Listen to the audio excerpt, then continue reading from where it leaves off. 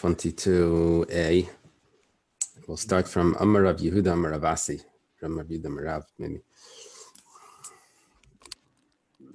It's probably about 12 lines from the top. It says like this. Amar Rav Yehuda Amar Rav Asi. There's an echo. Yeah, there's an echo. Let's manage that. Let's see. Is that better? Okay. He says like this. You're not allowed to count money by the Hanukkah candles.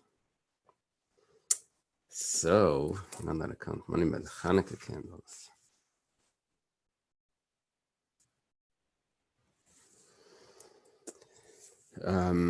There's a problem with this. If it's really Rav, there's a problem. Because Rav said you're not allowed to do anything by the Hanukkah candles. So anyway, Ki Amrisa Kami de Shmuel. Rav Yehuda was first a student by Rav. Then he came to Shmuel. And when he came to Shmuel, he would repeat teachings that he heard from Rav, and Shmuel would comment on them. Rav was in Surah, and Shmuel was in Nardoi. Rav passed away first, and then he went to Shmuel. So when he said it to Shmuel, Amali v'chiner kedusha yeshba. Apparently, according to Shmuel, the fact that it's a mitzvah to light the Hanukkah candles isn't enough of a reason to prohibit counting money by it. He's saying if it has holiness to it, there's holiness to that light, then you shouldn't be allowed to count money by it. That's like degrading. You're using the light just to count change. So he says, does the candle have holiness? So Maskefla Rav Yosef asks to Rav Yehuda, V'chidam kedusha yesh bay? Does blood have holiness to it? The Tanya was taught in a brayso b'shafach v'kisa. You have to cover the blood. B'mesha shafach yichasa. Whatever you spilt the blood with, that's how you cover it. So it says like this. Don't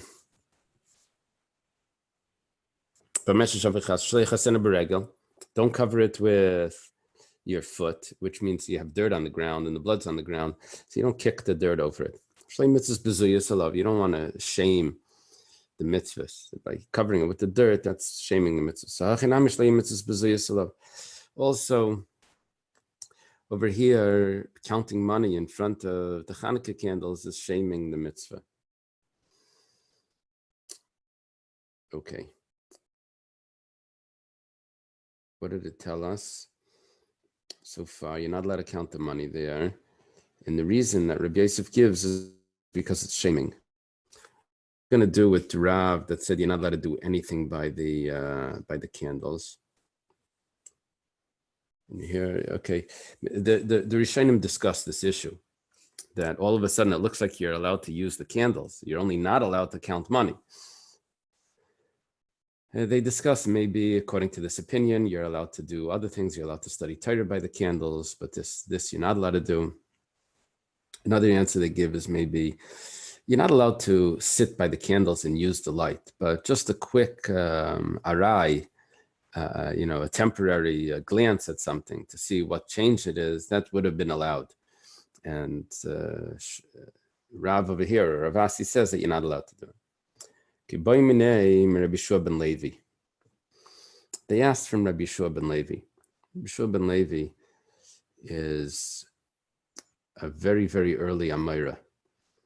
So early that he's mentioned in the Brises. Now I see it. Good morning.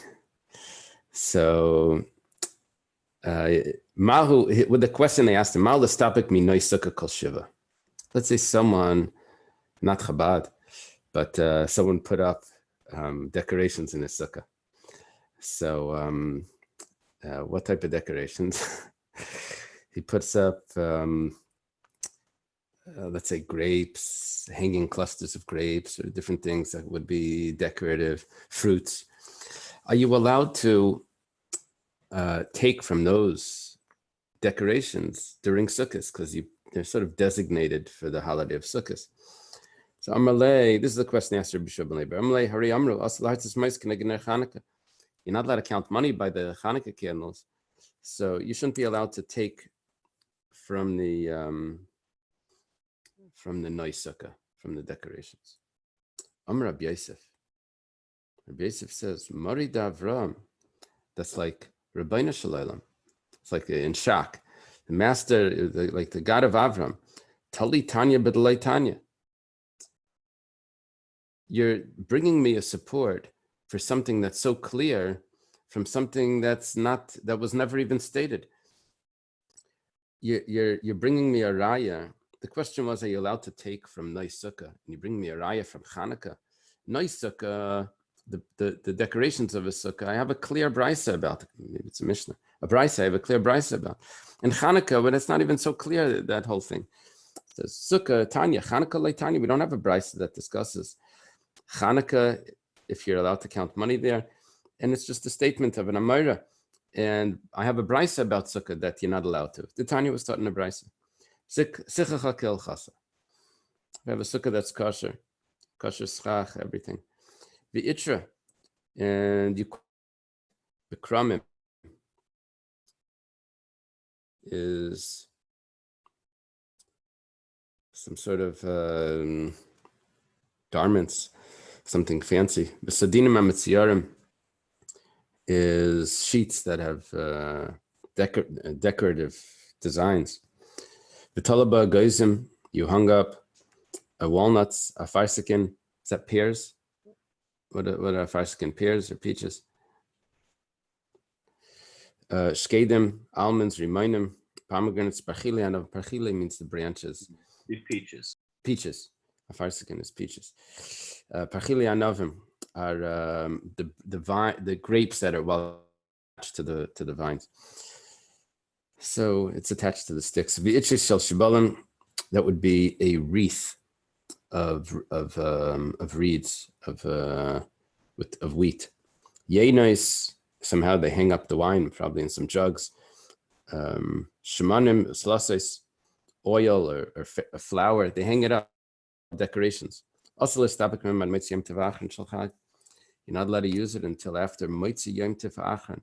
It's after Shmini Atzeres. However, if when you put it up, you made a tanai that you're putting it up with a condition that you're going to be able to use it, so then a kolafi tanai, then the tanai works. So his kasha is, why are you telling me a raya for this from Chanukah? I have a brisa that says clearly you're not allowed to use it unless you made it tanai. Elam Rav Yosef. Rav Yosef says, Avuan de kulei dam. Where do we learn all of these things from?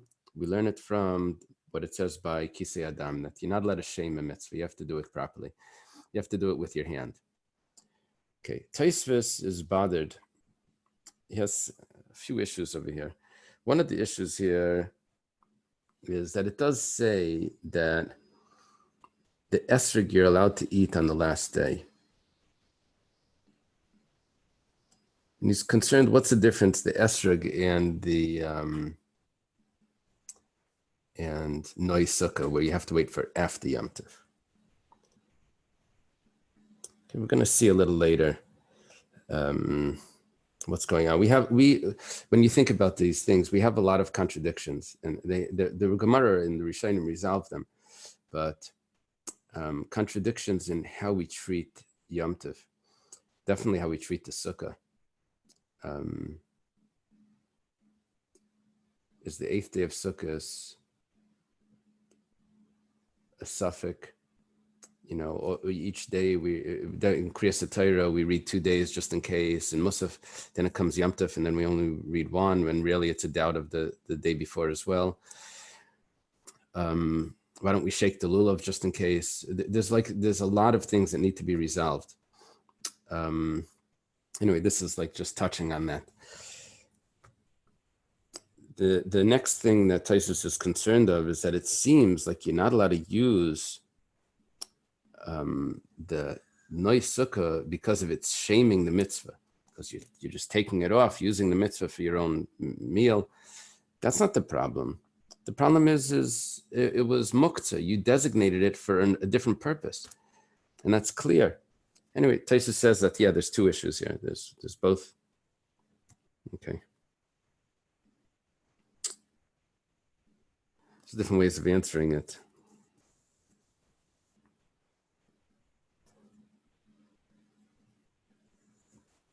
And there's a famous Rabbeinu Tam that people don't know how to learn. Rabbeinu Tam says that sukkah is kosher with just the initial size of the sukkah. 7 by 7. Anything after that is extra. So all the prohibitions of that you're not allowed to have benefit from the walls or the things from a sukkah, that's only the initial sukkah.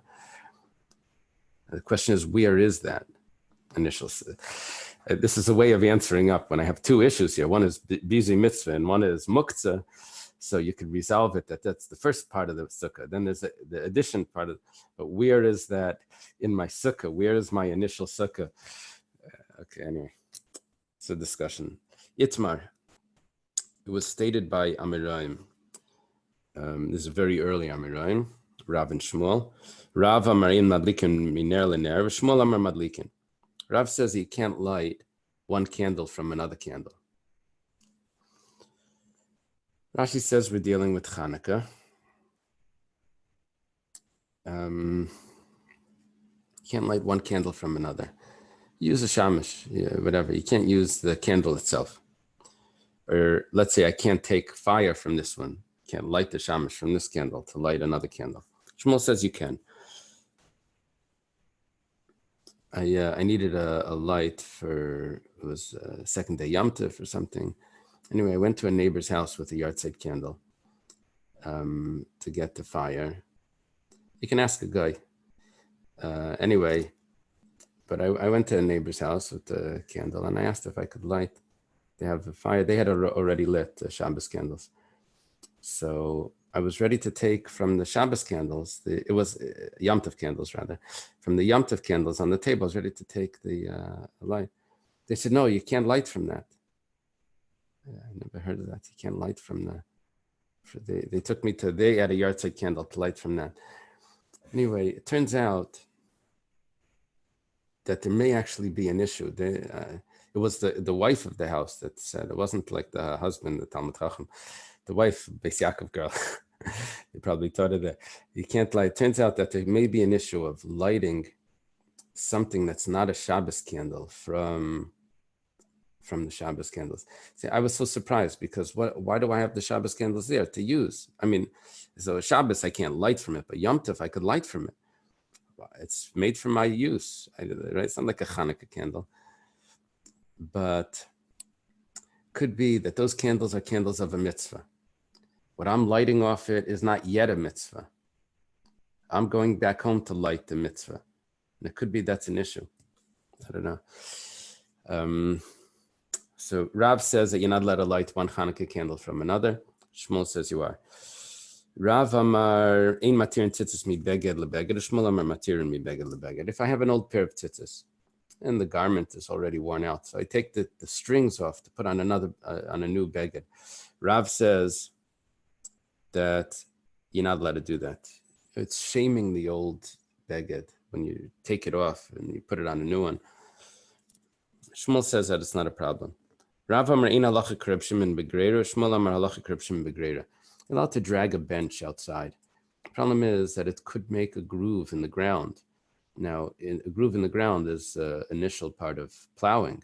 That could be used for planting if it makes a groove. Reb Shimon holds that's not your intention. It's called a davar she'eino miskaven, something that you didn't intend. So you didn't intend that for a malacha. You want it to sit in somewhere else. If you do it inside, it's baina. If it's building, if it's in the house, if it's out of the house, then it's chayrish. But Reb Shimon holds that davar she'eino miskaven is mutter. So Shmuel paskins like Reb Shimon. We mentioned this once before, Shmuel is like Reb Shimon, and Rav is more strict. And Amar Abaya says, Kol Mili Damar, all activities of Rabbah.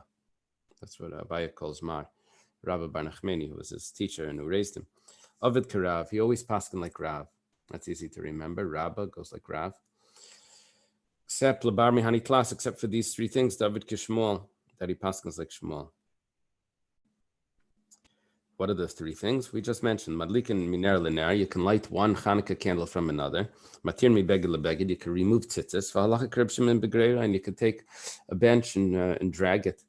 The Tanya Reb Shimon megera the mita kisei v'safsol b'vachli eskav lasas charetz. You're allowed to drag a chair, a bed, or a bench, as long as you don't intend to make a groove. Yasevahu merabanan kamidu Rav Ada Barav of Yaseva Kamar. There was a student that was sitting in front of Rav Ada Barava, and he was saying, Taima de Rav mishum bizi mitzvah. What's the reason for Rav that says that you're not allowed to light from one candle to another? It says because it's shaming the mitzvah. Why? Because I'm taking a little twig, I'm putting it into my Hanukkah candle to light something off it. Then I'm going to use it to light the Hanukkah, but that twig itself is not a Hanukkah candle. I'm using a mitzvah to light something that itself is not a mitzvah. Amalahu, light the tzitzel. Rav Ada Barava says to them, don't listen to this fellow. Time of the Rav Mishum the Kamakrish mitzvah. It's not because of Bizay. It's because of diminishing the mitzvah. Okay, here's a big discussion. Rashi says diminishing the mitzvah is because it looks like you may be taking some of the oil together with this twig as you're lighting it. I don't know if that's how they would do it. Maybe to get it to burn better, they would dip it in the oil and then light it. But that's taking away from the oil. And the Mefarshim have a lot of questions on this. If you have more than the shear, then you don't need that oil. That's maybe not. Maybe it's all designated one thing. I saw one of the Mefarshim explain that the Hanukkah candle needs to be a single light, a single wick. When you put that twig in there, that match, to light the next candle, you now have a torch. At that moment, you have two lights there. It's like Havdalah candle. And at that moment, it's not considered a Hanukkah mitzvah because you have a torch. So at that moment, that could be a pshat. Say they quoted the Sfas Emes. My binayu, what's the difference between the two reasons that we just gave? One is makesh mitzvah, you're diminishing the mitzvah for whatever reason it's diminishing, or because it's busy mitzvah, you're using something that's not the mitzvah. It could be nayu, the kamadlik misharga l'shraga. If you're lighting it from candle to candle, you're not using another wick in the middle. Manda mishum busy mitzvah, if it's shaming the mitzvah because you're using you're using something that's not a mitzvah, that means you're using a twig or a match to light. So then, if that's the issue, mishraga l'shraga madlik, then it's not a problem because this is also a mitzvah. It's a brother mitzvah. The Hanukkah lights. You could say that the first one is the main mitzvah. The second candle is the hiddur mitzvah, but nevertheless, it's all a mitzvah. Manda mishamachushi mitzvah, but the one that says that it's diminishing, mishraga l'shraga nami yaser. But you may be taking away from the first candle as you're taking it out, even though this is also a mitzvah, but it's taking it away, according to that Sfas Emes. At that moment, when you light it, you don't have the mitzvah at that moment because you have two wicks there. Maybe. Masav Rav Avya. Rav Avya has a question. Sela shel meiser sheni ein sheiklin kenegda din rezov. Afil lechal of meiser sheni acher. Meiser sheni is produce, the second tithe. I don't give it away. I take it myself to Yerushalayim and I eat it over there. Unless it's too much for me to carry, I can redeem it. I can take a coin, and if it has the coin is a minted coin, it needs to have a tzur on it. I take a minted coin and I say that the value of that produce, the holiness of that produce should now go onto my onto this coin, and then I take the coin to Yerushalayim and I spend it on food products over there. if I now have this coin sitting by me, it has the holiness of Meiser Sheni. Now I want to do is I want to take another coin and to see if this other coin is the right weight. So I'm going to use it as on a balance, on a scale. I'm going to put my Meiser Sheni coin, and I'm going to use this coin opposite it to weigh it, to make sure that my other coin is the right weight. So I'm now taking a Meiser Sheni and using it as a weight. So I can't do that even l'chalal of Meiser Sheni Acher, even if I want to use the new coin to redeem other Meiser Sheni. Now, Amrit Bishleima, if we say that Kipli Rabbi Shmuel Miner L'ner, that the Machlokes Rabbi Shmuel about lighting from one candle to another is from a candle to a candle. That means if I don't use a wick in the middle, that was Mishraga L'shraga. Aval Bekinsa, Usser, but if I use a kinsa as a twig, if I use a twig, then it would be forbidden, even though the twig is L'tzerich mitzvah. It's just not the mitzvah itself. If everyone would agree that if it's not the actual mitzvah, then it's 100% forbidden, then Aval Bekinsa Usser Shmuel, but Shmuel forbids it by a twig.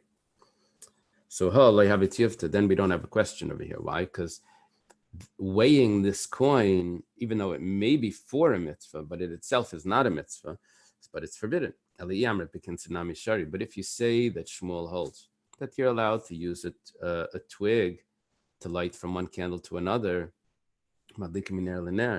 so then I have a problem here. Because if l'tzairech mitzvah, just what's going to lead to a mitzvah is mutter, so here this is leading to a mitzvah. It's a kasha. Amar Rabba gzer shem leichav mishkaleisav kamapak l'luchlin. Rabba says it's not a big problem because it could be that what's going to happen at the end. You're weighing this out because it's good to know. But what's going to happen in the end? If the coin is good, then you're going to use it. But if it's not good, then you're not going to use it. In the end, it's going to come out that it could be you're not going to use the coin for the mitzvah. So it could be it's l'tzarech mitzvah. It could be it's not l'tzarech mitzvah if you're not going to use it in the end. So the results are going to make a difference. When information is going to determine if you're going to use it or not. Ki Maser Rav Sheshes. Michutz l'preiches eidus yarech. The menorah was lit outside the pareiches. It was in the heichal. The Gemara asked, do they need it for the light?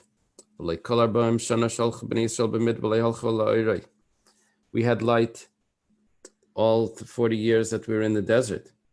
It's just a testimony. The people of the world. That the Shechina is there. My Yedus, what is the testimony? Amarav,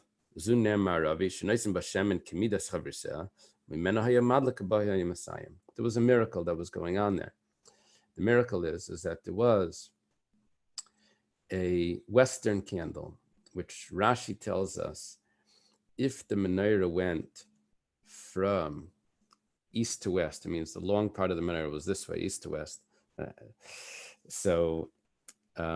Then when you entered into the Heichal, your first candle would be the eastern candle. Your second candle is considered the western. That's how Rashi learns it, not the west over there. He says you can't pass over the mitzvah. So first candle can't be the one because it says Lefnei Hashem. It can't be the first one. It has to be excluding something. It has to be the next one. Notice the Kodesh Kadashim was on the west, was on the Ma'ariv. It's the other way, on the Ma'ariv. So your first candle is not counted. It's your second candle. Your second candle was that candle. They would light it first, and it would burn longer than all of them, and they would use it to light on the following day. See, in the morning when they would come in to do Hatavas Aneres, they wouldn't put it out. They would clean out the other ones, first the two. If it was out, if it was still burning, then they wouldn't put it out. And that following night, they would light from it again. It was a miracle.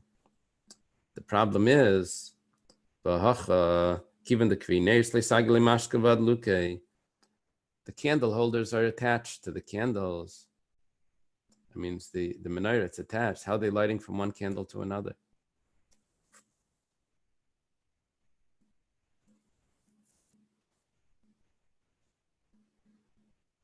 Must have been he was taking a twig to light from one to another. It's a kasha.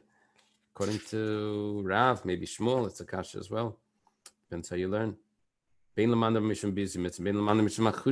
a kasha on both. So Tirgumar Rav Papa Bepsilas Aruchas. Rav Papa says you had long wicks that you would attach, you would bring it over to this one. Each one would have to get longer as it went closer to the west. Rashi gives us the other interpretation. There's a machlekes how the menorah was facing east-west. If it was facing north-south, then the candle that's considered Lifnei Hashem, that was always burning, the western candle, was the Ner Maravi. That was the center candle, because that's the only one that was facing the Ma'ariv. The other ones were facing inwards towards that. It knows the lip that the wick was placed in was going towards the center, and this one, the lip that the wick, they would leave the wick and that lip and oil lamp. It has like one spot with a groove that was facing towards the west. Okay. So if that's the case, then they would have long wicks that would reach the center, or they would have long wicks that would reach the Ner Maravi, the second to the east. So Lamanda Mishumachushi Mitzvah Kasha. 1 second. That only helps that you're not using a twig. That was an answer if it's considered bizing mitzvah, shaming the mitzvah by taking something that's not a mitzvah and using a mitzvah to light it. But if the issue is that it looks like you're taking away, you're diminishing the mitzvah, which may be because you now have 2 wicks in it, or maybe because Rashi says you're taking from the oil. So what that you have a long wick and you're not using a twig, and this is the mitzvah itself. But at that moment, you don't have the mitzvah, or maybe you're taking from the oil. It's a chushim mitzvah. It's diminishing the mitzvah at that moment. It says kasha. Staka kasha. My Havi Allah, what was the end of our discussion regarding lighting from one candle to another? Amar Rav Huna Breder Rav Yeshua, a later Amira. This is Rav Papa as well. He's a friend of Rav Papa. He says Chazina. Let's see. Ihadlaka is a mitzvah. If the lighting of the menorah is the mitzvah, the kindling itself of the menorah is the mitzvah, then madlika miner lener. Then at the moment that I light the menorah, I'm doing the mitzvah. V'hanacha is a mitzvah. But if it's not the lighting of the menorah, the kindling of the menorah is not the mitzvah. You have to kindle it, and then you have to put it in position. The putting in position is the mitzvah. So then ein madlik miner lener. Then you can't light from one to another, because the lighting is diminishing the mitzvah or shaming the mitzvah, and it's not the mitzvah itself. So that lighting is not an actual mitzvah, and you're taking the lighting from a mitzvah. The mitzvah is a step removed from the lighting. The Bailu, because the yeshiva had a question. Hadlaka is a mitzvah, Yanacha is a mitzvah. Is the lighting the mitzvah, is placing it the mitzvah? Okay, we're going to go through a few proofs to figure out the mitzvah of Chanukah is lighting at the mitzvah, is placing at the mitzvah. We're familiar with this. We say Hadlaka is a mitzvah, lighting it is a mitzvah, but the Gemara goes through it.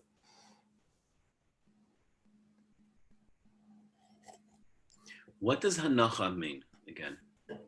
Putting it in position. Before the lighting or after? No, after the lighting. What, you light a menorah and then you move things around? You light the menorah and then you put it outside. Let's say the menorah is supposed to go outside. Or you light, it's up high. You light the menorah here and you put it up on the windowsill or something. So if the lighting is the mitzvah, then at the moment that you lit it, you didn't do the mitzvah because it wasn't in the right position. That wasn't the mitzvah. Or let's say you didn't have enough fuel in there. Taisvis gives us a nafkamina, interesting nafkamina. Let's say it was lit by a cher sheitav katan. Your child says, I want to light it. Let me light it. Say, okay, you light it. And then you put it up where it belongs. So if you say hanacha is a mitzvah, so you put it into place. He said, laka is a mitzvah, the lighting it, so a child lit it.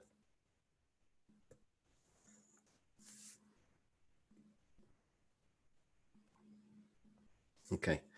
You see that little taisus on the bottom? It says nafkamina medlika cher sheitav katan. Okay. So Tashima, this is our first raya. Damar Rava. Rava says, if he's holding a ner Chanukah the whole time, he's holding it in his hand, like they have sometimes like different types of demonstrations or things. Everyone holds a candle of some sort. So he's holding the candle. It's he didn't do anything. Obviously, lighting it isn't the mitzvah. It's the position. It's the placing it that's the mitzvah. Umar says no.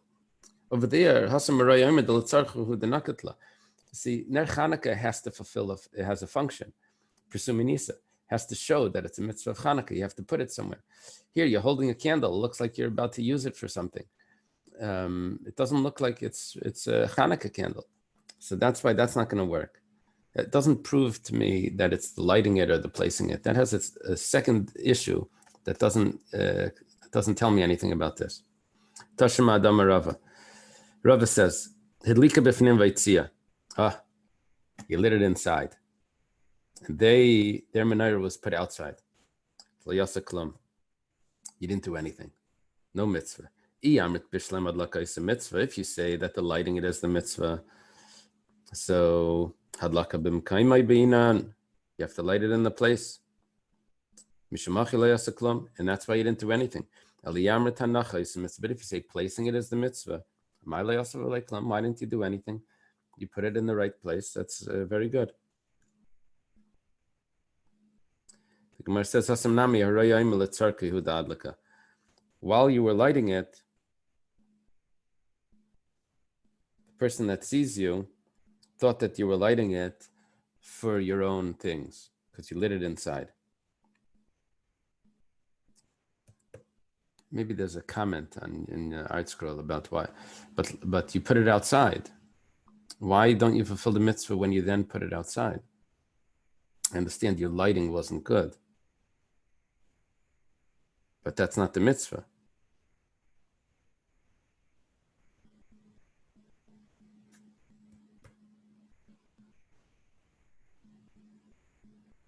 I have some complicated comments on the side of my Gemara that from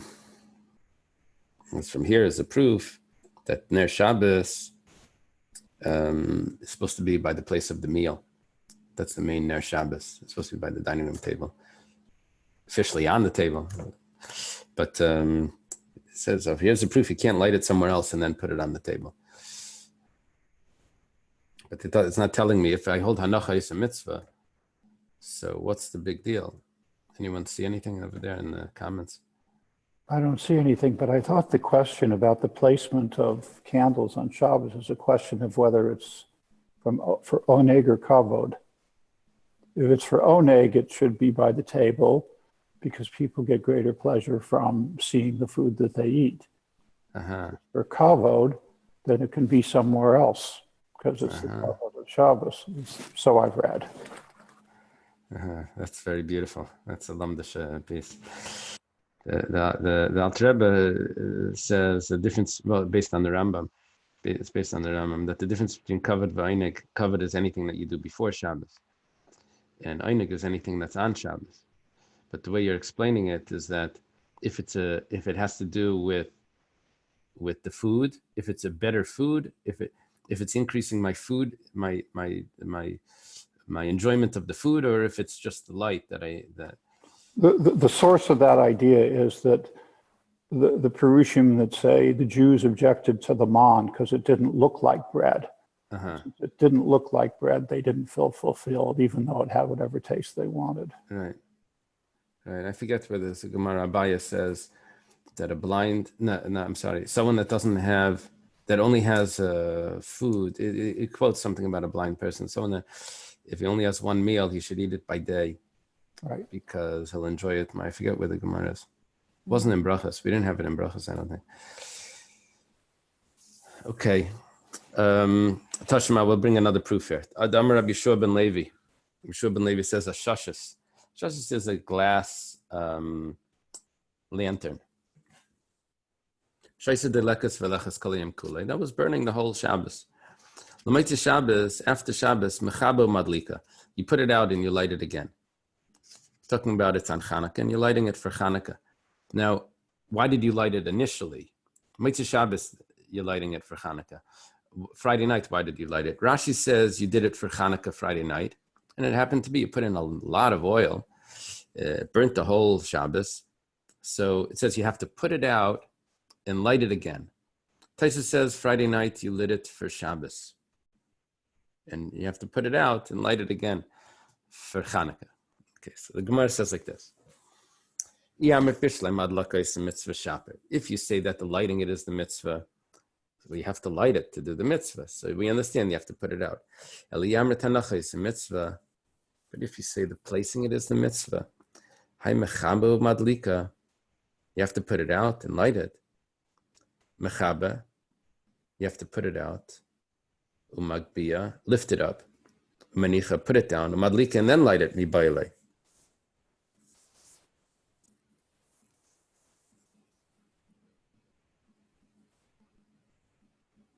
Maisha, it looks more like what you were saying. That the placing it is done before the lighting it.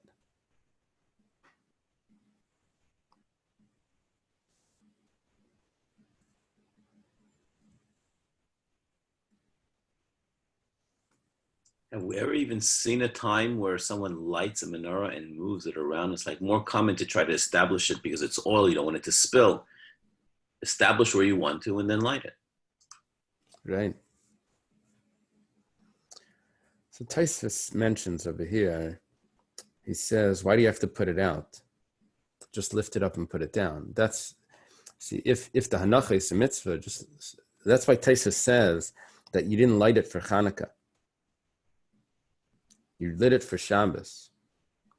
So then, here it's worse. It has to be lit that you're lighting it for Hanukkah. Even though, I guess that's the pshat in the Gemara before as well, that even though the Hanacha is the mitzvah, but you can't do away with the lighting it with lighting it entirely.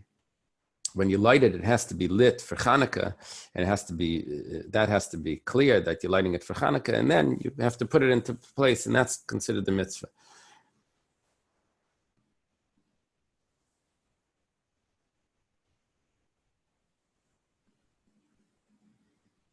It's interesting. I would have thought, if I didn't have this nafkamina that Taisva says, I would have thought that the difference between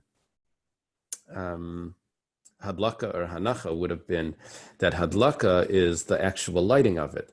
The Hanacha is the continuation of the burning. Is it the burning of it as it continues throughout the time that it's supposed to? Or the Hadlaka is just, you lit it once and that's it. And then it went out. You said, yeah, but originally it could have burnt all of that. But Taisva doesn't seem to say that that's the... Okay, so we have a question over here. That if you say Hanacha is a mitzvah, then you have to add in the Hanacha. Okay. V'oid, another question. Midakam mevarchin asher kedeshanu b'mitzvayse v'tzivanu lahadlik ner shel Chanukah. Say ner shel Chanukah. So you say a bracha lahadlik, to light. That has to be the mitzvah. Shema minah. Hadlaka is a mitzvah. It must be the lighting as the mitzvah Shema Minah.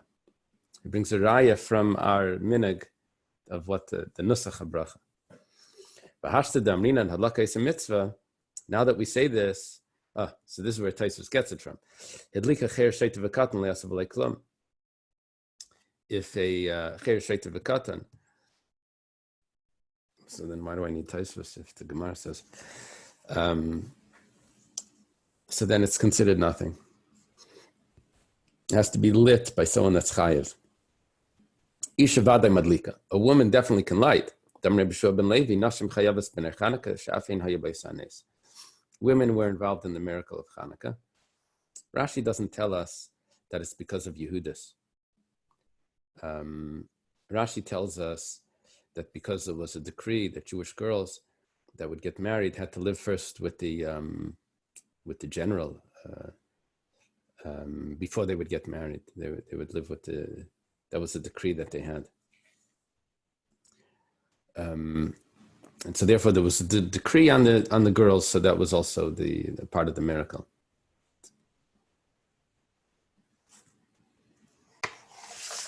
And the miracle of Hanukkah. Doesn't it say, Rashi says that Al Yad Isha Nasa Hanes?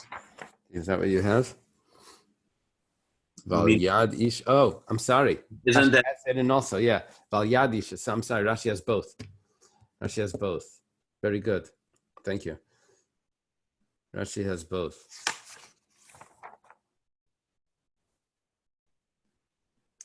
Just the interesting thing is, the Gemara doesn't really mention the miracle of the battles. The Gemara mentions the miracles of the oil. If you go back, it says, "My Chanukah, they only found one jug, and a miracle happened, and it lasted for 8 days." It's interesting. Okay. In the Alanisim, it's the opposite. Alanisim, it doesn't mention in the Alanisim the miracle of the oil. I don't think so. I think it just says Tmeim bi'ad Torah, Misham bi'ad Tzadikim. B'dliku neiros b'chatzos kadshacha, and that's it. It doesn't say that there was a miracle. It just says they lit the candles. Okay.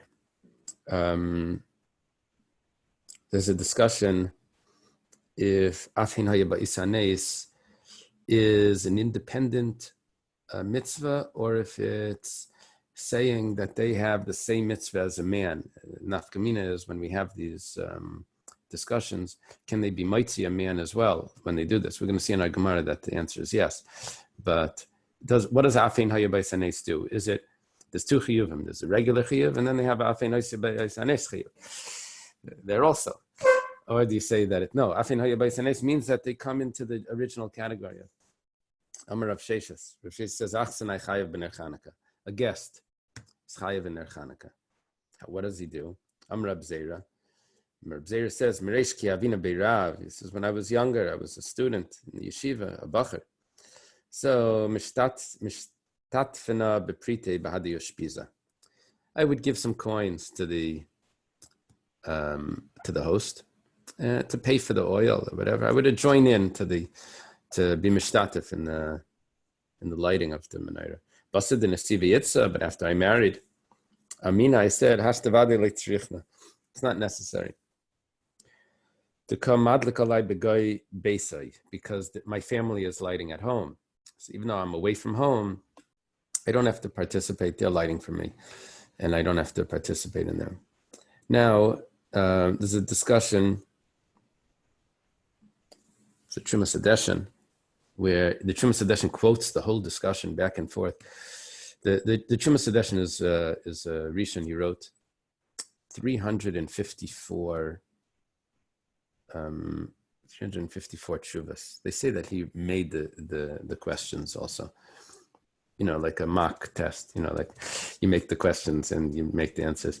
That they weren't actually like questions but he wrote them as question and answer. I think it was a Talmud, it was by the Rosh, or a friend of the Rosh or something. It was by the Marami Rottenberg, I think. So over there he has this whole discussion. If a person can be strict, he's away from his house, and say, I want to light anyways, and I'm going to make a bracha. Can he do that? There are two reasons to do that. One is, I don't know if my family really lit. Maybe they didn't light. I hope they lit, but maybe they didn't.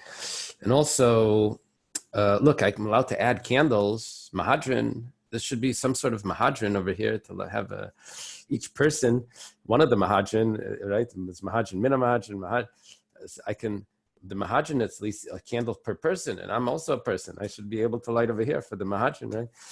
So the Chuma Sadeshin says that mitzad, maybe your family didn't light. That's not a good reason, but mitzad, maybe for the Mahajin, that is a good reason that you should be allowed to light, even though your family lit for you. I don't know. What do we do when we're traveling? Do we light? I think we light. We usually do. But what about, I mean, at home? I mean, are we saying that this is the wife was mitzi the husband when he was on the road? Yeah. The fact that she lit is being mitzi the husband. She lit for him. What do we do Shabbos candles when we're traveling? If you're at someone's house, so they lit for you, you don't have to be mishtatev, right? If you're at someone's house, they're lighting, and you don't have to be mishtatev because your wife is lighting at home. If you didn't have someone lighting at home, I think you would have to light. And then, yeah, okay. The Dafyam is not Allah Hasher. Amar Rav Yeshua ben Levi. Yeshua ben Levi says, Kol hashmanim kulim yafel ner. All oil is good for the candles. You can use any oil. Shemen zayis min hamuvchar, but olive oil is the best. Obviously, not those oils that we mentioned in the Mishnah that were no good. And in my class, in my 7th grade years ago, I did a experiment. I had everyone bring in different oils, see which one burned. We had cottonseed and avocado and every possible oil, and we lit it. It wasn't perfectly scientific because the wicks we made ourselves and they weren't all equal. We tried different wicks also, but if you would do this with perfectly the same wicks, you could get more of a scientific. We had too many variables, so it wasn't. So it says Shemen Zayis is the best. Amar Abaya. Abaya says Mireish have a mahader mar amishcha deshumshmi. Rabbi used to look for sesame oil. Apparently, sesame oil burnt longer. Amar Hai Mashach Nahari Tfei. It draws the light longer. When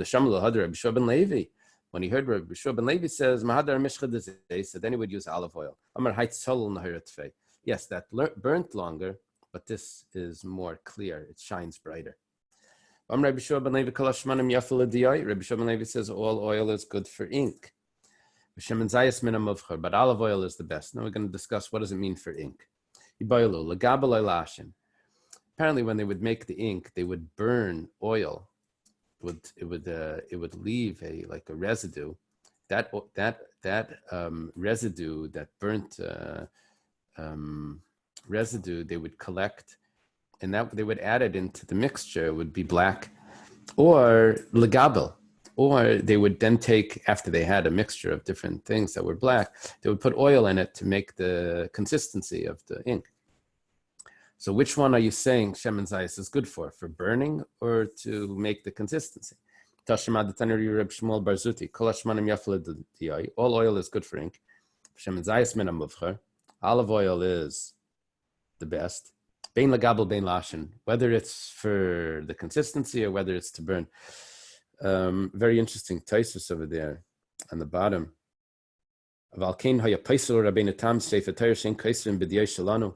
The Charlie Mikri Diyah, you have to have the right ink, otherwise it's puzzle. You see that a few lines from the bottom. Okay. Rav Shmuel bar Zutra Masni Hachi Kol HaShanim Yafin L'Diyah V'Shemen Zayis Min HaMuvchar. All the smoke that they would collect, that smoke to which means the residue from the smoke, they would collect it. So all of that is good for ink, but the smoke from Shemen Zayis is the best. Amar Rav Huna, Kol HaSrafin Yafin L'Diyah V'Sraf Ketef Yafin L'Kulam. Okay, I don't know what Rashi means. Rashi says Sraf, Rashi says Guma. And Tosfos is arguing with Rashi over here. And he says that it means a sap from a tree. So Sraf, what do they say in English? Do they say a sap?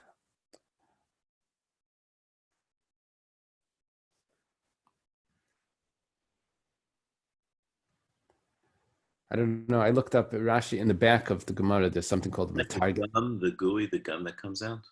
Yeah, but I don't know the difference between that and sap. Is that? Anyway, Sraf Ketef would mean like a balsam sap would be the best. Okay, if that's what you're talking about.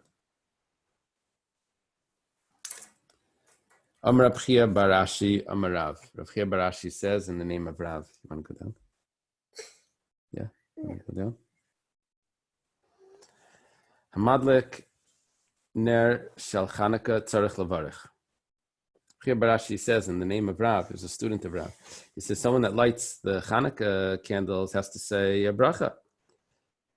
Okay, we know that you have to say 3 brachas. Rav Yirmi Amar Haraya ner shel Chanukah tzarich levarich. Someone that just sees the candles of Chanukah has to say a bracha. Now this Rashi says that he heard from his teacher, Rabbi Yitzchak ben Yehuda, that said in the name of Rabbi Yaakov that this bracha is only someone that's traveling, that's not home. He sees Hanukkah candles, he says a bracha. Rav Yehuda says, Yom Rishon Haraya Mevarech Beis Umadlik Mevarech Gimel. Rav Yehuda says that the first day of Hanukkah, the one that sees the candles, he's not at home, he says 2 brachas. But someone that is at home and is lighting, he says 3 brachas. But from then on, 2nd day till the 8th day, Madlik Mevarech Shtayim, the one that's lighting it, says 2 brachas. V'roya Mevarech Achas, and the one that sees it only says 1. My Memayet, which bracha do you remove on the 2nd days? Memayet Zman, you take away the Zman, the Shechianu, that you only do the first day. The Gemara asks, V'nemayet Nes, take away the miracle, which means Shasa Nisam Labeseinu. No, it says Nes, Kol Yaimei Isei. The miracle was every day, was another miracle. So that, it wasn't just the first day that was a miracle. The miracle continued all 8 days. But the time, that means you bless Hashem that we reached this time, that you've fulfilled once you said that on the first day. My mevarich, what do you say? Mevarich asher kedushanu b'mitzvaysa v'tzivanu lahadak ner shel Chanukah. He sanctified us with his mitzvahs and commanded us to light the candle of Chanukah. V'heichen tzivanu, where did he command us to light the candle of Chanukah? God commanded us to do this. Rav Avya says milay saser. Yeah, it says in the Torah that you cannot stray or sway from what the rabbis tell you.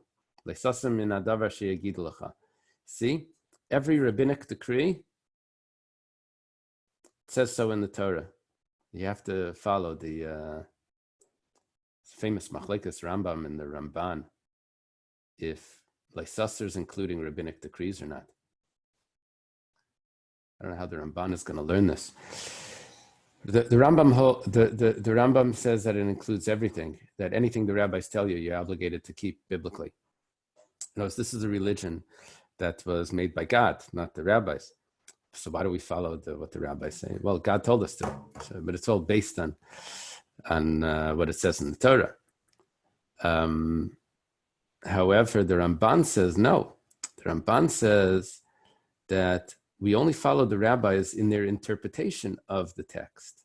But if the rabbis come along and tell us some decree, that doesn't say in the Torah that you have to follow. You follow it because the rabbi said so, but not because of the Torah says. The question on the Ramban is, so why do I have to follow? Why do I have to follow just because the rabbi said so? If God didn't tell me to. So my father-in-law told me something like this. He said, look, I don't have to follow what it says in the Kabbalah. It's not in the Shulchan Aruch. It happens to be, though, that the Kabbalah is right. It's just, I'm not bound by it. It's like you go to a doctor. I can walk out of the doctor's office and not, without any punishment other than to my own detriment.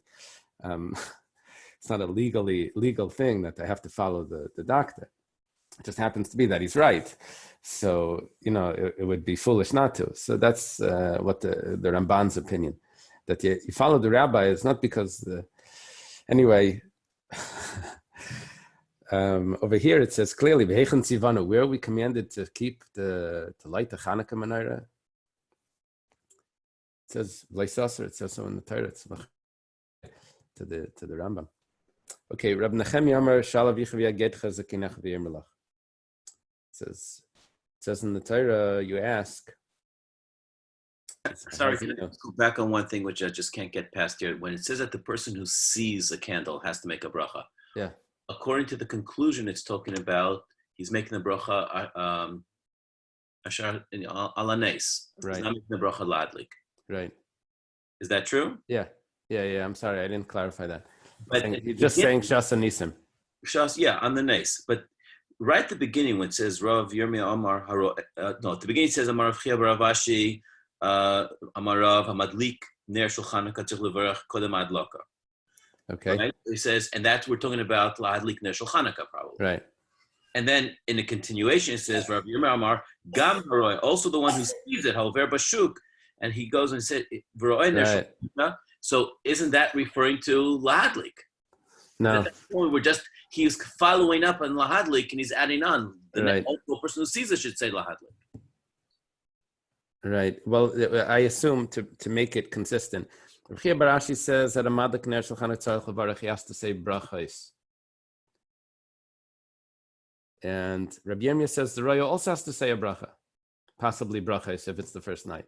And So so then one later, of them is going to be out, not the. Okay, Sorry. so pasuk over here, Rabbi Nechemia says, "Shal avicha v'yageitcha." Ask your father, and he will tell you. As a kenecha, your elders, v'yirmelach, they will say to you. Masav Rav Amram. Rav Amram has a question. So what are you saying? You say a bracha on a derabanan. This is a famous sugya about all rabbinic law. You say a bracha on a derabanan. Demai is produce that came from an amaretz. You don't know if it was tithed or not. You have to take tithe. You have to take meiser just in case. So ma'arvim by, you can use it for an erev. It means an erev chatzeres. You can use it for shitufei muvayis. Same like an erev chatzeres, just in an alleyway. Erev chatzeres is in a courtyard. This is several courtyards joining together in an alley. Mavarchem alav, and you can say a bracha on it. You can eat it. Mazamnim alav, you can bench on it. Mafrishin I say aram, and you can separate tithe from it when you're not dressed. Ubein hashmashes, and you can also separate tithe bein hashmashes. V'yamrit kol bein hashmashes of Shabbos. V'yamrit kol midirabanan by bracha, and if according to you that anything that's rabbinic you have to say a bracha on.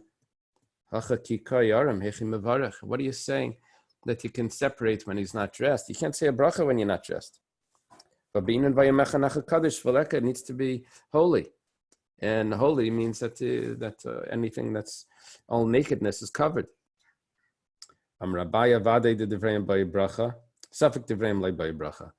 This is not a regular derabanan. This is a suffix. This is a suffix if you need to.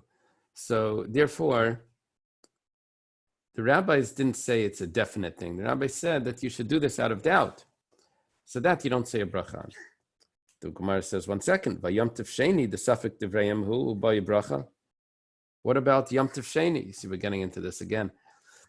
Yom Tov Sheni, the second day of the holiday outside of the land of Israel, that's a doubt. We say a bracha, we say Shemona Esrei, we say Mekadesh Yisrael V'Azmanim or whatever.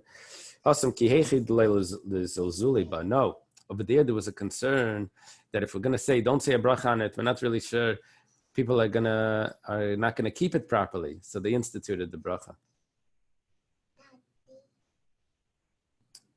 In Kiddush Hayom, Rashi says, you say Kiddush. Rabba says, Demai is no question at all, because Demai really majority take. This is just an extra chumrah.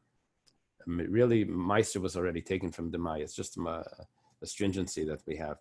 So that's why over there's no bracha. The Amar Rav Huna. A courtyard that has 2 entrances. You have to put a menorah on each one. Amar Rava. Is that how I'm supposed to read it? Or Amar Rava. That's the first one was Rav Huna. That's only if the doorways are on 2 sides of the house, 2 sides of the courtyard. But if it's on the same side, it's not a problem. My time. What's the reason for this whole discussion? If it's because people may think that you didn't light the menorah, who is going to think that? People that aren't from the city, they're going to walk in, they happen to be visiting. Then even on the same side, they don't know if it's the same courtyard or not. They don't know what's going on inside over there. You should need every door, every entranceway should need a candle. If you're concerned about people of the city, they didn't even stand two sides. Everyone in the city knows that what's going on. The house setup, the arrangement of the house, that this is the same complex. And the Gemara says, no, we're concerned about people from the city. Could be they're going to walk on one side. And they're going to, depends which type of people from the city. Some type of people will say, for sure lit on the other side, don't worry. Others will say, if you didn't light here, you didn't light over there. So,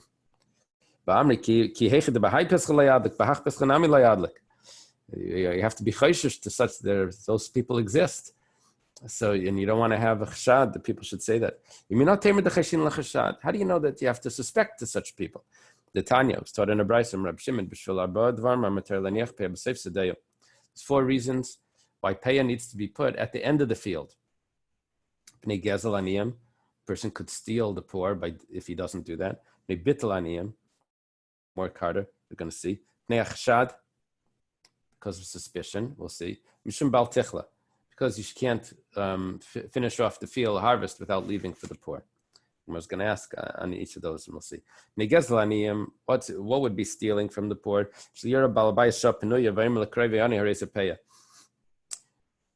He could, the balabayas, the person that's harvesting the field, could quickly do some, turn the corner and have his relative nearby and say, okay, the pay is right here, quickly. And the poor relative will take, and it won't give an opportunity for everyone else if you can just leave it anywhere you want. So there has to be a designated place even before you start. That's going to be at the edge of the field, so that you can't do that. Bittul aniyim is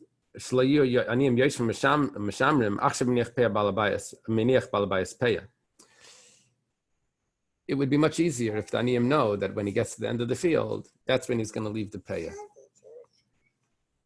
But if it's going to be any time throughout the harvest, then they're going to have to wait around for days. When is he going to leave the payah? So that would be a waste of their time. Chashad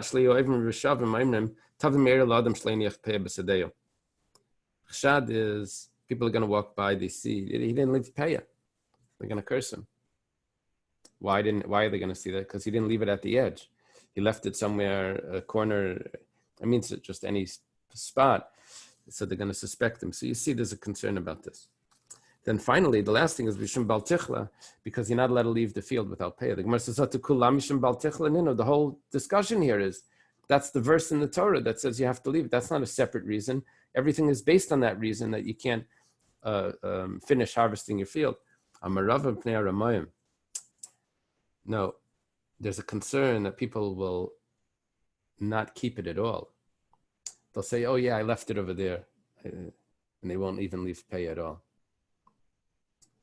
So because of that, it has to be in a designated place. Okay. Amrab Yitzchak bar Redifa. It's a new one. Amar Rav Huna, he says the name of Rav Huna. Ner sheish l'shtei piyos. A candle that has 2 edges. It's a candle holder that has 2 places for wicks. That could be used for two people for Chanukah. Amar Rava milikar Hashem v'kifa psilas kafa le'akeli oil lekam b'nei adam like kafa le'akeli isakamin medura v'filechanami and oila. Says it depends. When you have a bowl of oil, you have to, and the wicks are sticking out on the side, you have to put a plate over it, so it's not considered.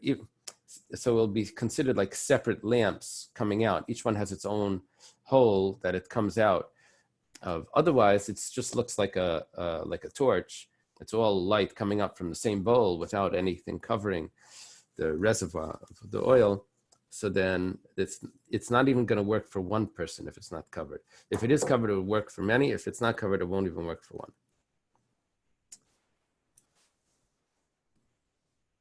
Now, Rabbi Yitzchak bar Redifa, in the name of Rav Huna, his was talking about where it was covered. Okay, Amar Rava Pshitali. Rava says, it's obvious to me, Ner Beisei b'Ner Chanukah. Famous sichos on this. Shabbos candles and Hanukkah candles, and you only have enough money for one, which one should he get? Ner Beisei Yadif Mishum Shalom Beisei. Shabbos candles come first because Shabbos candles involve Shalom Bayis. Why does it involve Shalom Bayis? Because Friday night, person can't see things, he could get frustrated, and he gets frustrated, he could yell at his wife. So if there's light, he'll be able to find the things that he needs and he won't get frustrated. Ner Beisei v'Kiddush Hayom. What about Shabbos candles and wine for Kiddush? Ner Beisei Adif Mishum Shalom Beisei. Because of Shalom Beisei. So it's more important than Kiddush. It's amazing that the Gemara could have given me a different answer. Could have said because I can make Kiddush on bread. But it doesn't give me that answer. It doesn't give me that answer. Must be that Kiddush Hayom, I saw this, the Kiddush Hayom, that the Iker mitzvah is on the wine, even though you could do it on bread, but that's not an option when it comes to this. Okay. Okay, now we have the third option. Chanukah candles and Kiddush Hayom. Here you don't have the Shalom Bayis. Mahu, Kiddush Hayom Adif de Tadir, that's more frequent, so maybe that comes first. Or maybe Chanukah candles is more important because it's Pirsum Nisa. After he asked the question, he answered it, Ner Chanukah Adif Mishum Pirsum Nisa. That's considered more important. The spreading out of spreading the miracle, Pirsum Nisa. Amar Rav Huna. Rav Huna says, Haragel Bener, anyone that's accustomed to have candles, Havalim Banim, doesn't mean Haragel Bener Noah. It says on the side. It means he's careful with this, to have, does it say Chanukah candles? It doesn't give me any, anything what it's referring to. When is Haragel Bener? Is it Shabbos, Chanukah, just in general? Both. Shabbos and Chanukah? Yeah. Or what about in general? Just regular candles? But lots of Shabbos and Chanukah.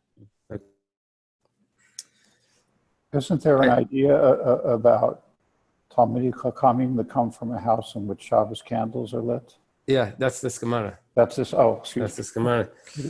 Yeah, this is it. But Rabbeinu Chananel says, Amar Rav Huna Haragel Bener Chanukah. Must be there's other commentaries. Okay, so someone that's careful with Ner Chanukah or possibly Shabbos candles also, the children will be Talmidei Chachamim. Hazar b'mezuzah, someone that's careful b'mezuzah. Zeichel adirana, he'll merit to have a nice house to put up the mezuzah on, of course. Hazar b'tzitzis, zeichel talis, I'll have nice clothing to be able to have the tzitzis hanging from those nice garments. Hazar b'kiddush hayom, someone that's careful with kiddush. So zeichel mamali gar b'yayin, he'll merit to have barrels full of wine. Rav Huna have a ragel davicholef v'tanya pischa de Rav Oven, Nagra. Rav Huna would go by and teach at the doorway of Rav Oven, Nagra, the carpenter. Chazad avi ragel b'shragi tuv, he saw that he had a lot of candles. Here Rashi says Shabbos candles. Amar trei gavi ravari nafki mehacha. There's for sure going to be two great people that will come from here. Nafki minayu Rav Idi bar Oven v'Rav Chia bar Oven. These two great people were the sons that came out. Rav Chisda v'Ragel d'Avicholaf v'Tanya Pescha d'Bei Nasha the Rav Shizvi. D'Bei Nasha the Rav Shizvi. Rav Chisda used to teach at the entranceway of the family of Rav Shizvi, the father's house of Rav Shizvi. Chazda v'Ragel b'Shragi Tuv, he saw that there's a lot of candles. Amar Gav Rabba Nafik Melch, he said for sure there's going to be a great person. Nafik Minay Rav Shizvi. Rav Shizvi came from that house. The Bisud Rav Yosef have a macheres amadlekasla. Rav Yosef's wife used to light late. Amalur Rav Yosef says, Tanya liyam shamaranan yaimam v'amadeis laila. Question: how did Rav Yosef know? He was blind. It says that the candle, the pillar of fire, didn't go away by day, and the pillar of fire didn't go away by night, and the pillar The cloud didn't go away by day. It was there by day and by night, one or the other. But Malamed, that teaches us Shamadana Mashlam with a Eish, Vamadesh Mashlam Lamadana. No, each one overlapped. So Sabra Lakdume, she wanted to do it very early. Amalo Saba, an elder, told her, Tanina was taught in a Brisa, a Mishnah, Bavachli Yakdim Shleyachi, you can't do it too early. Because then you don't realize that it's for Shabbos. It has to be somewhere over there, Plaga Mincha. Amar Rava. Rava says, Derachim Rabbanan. Someone that loves the rabbis, Havalabanan Rabbanan. His children will be rabbis. The Maikir Rabbanan, someone that gives honor to the rabbis. Havale Chasnase Rabbanan, his son-in-laws will be rabbis. The Dachame Rabbanan, someone that has awe or respect for the rabbis. Who Gufa Bitum Rabbanan, he himself will be a rabbi. Bilav Barhachi, but if he's not able to, so have Mishtaman Milik Ketzuv Merabanan, then his words will be heard as if he's a yeshiva student. Tzuv Merabanan. Okay, let's leave it right there. We're caught up. Pretty Okay. much, so. Yeah. Thank you. Thank you, Rabbi Smith. Thank you, Rabbi have a Smith. great day. Trust everybody's well. Okay. Thank you.